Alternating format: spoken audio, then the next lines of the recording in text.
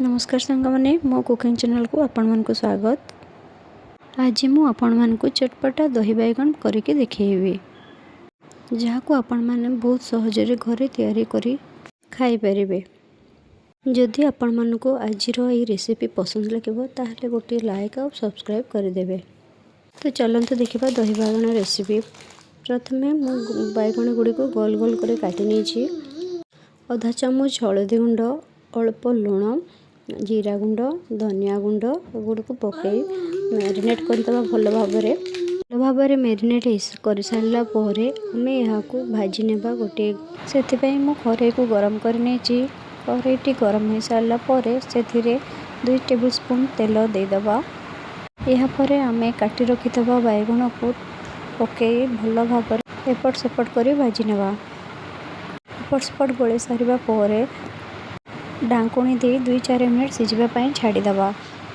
एपटे मु दही पाई एक बाउल नहीं से मु गोटे कप दही नौची।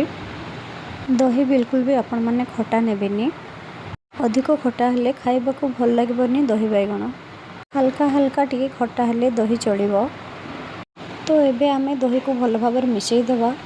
हल्का हल्का गोटा एथिरे थाए ना सेटा भल भाव मिसवा दरकार।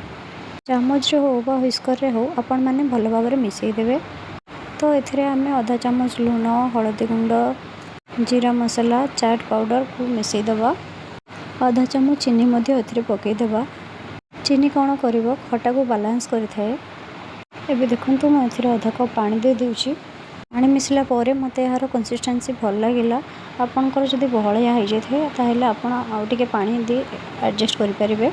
माने यही बेटरटा को बेसी पतला बा बेसी मोटा करेंगे नहीं। एबे यहाँ को आम फुटण देवाई करेईटी गरम कर नेबा। करेईटी गरम हो सारापर एम देवा तेल कंचा फुटण और कंचा लंका को टिके भल भाव भाजी नेबा। यापर फुटण को टिके समय छाड़ीदेबा ठंडा हाँवाई। ठंडा हो पूर्व आम दही रे भजा बैगन गुड़ी को पकई नेबा। बैगन गुड़ी को दही रे पकई टिके समय बुतुरपा छाड़ीदबा। देखंतु केते सुंदर देखा मो दही बैगन। यहाँ उपरे फुटण को ठंडा करी किछि समय घांटी दबा। तापर रेडी हो जिवो हमर दही बैगन। ध्यान देबे फुटणटी जेपरी पूरा ठंडा हुए तापर जाइकी बैगन रे पकेबे, न तो फुटण गरम थिबा अवस्था कले दहीटी छिंडी जाए। सेटा आपण माने ध्यान रखिबे। एबे हल्का टिके मिसई दबा। फुटण को एपट सेपट कर भल भाव मिसई देबा पर देखंतु रेडी हो गला हमर दही बैगन। बस एबे आपण गरम गरम सर्व कर भात सह खाई परिबे।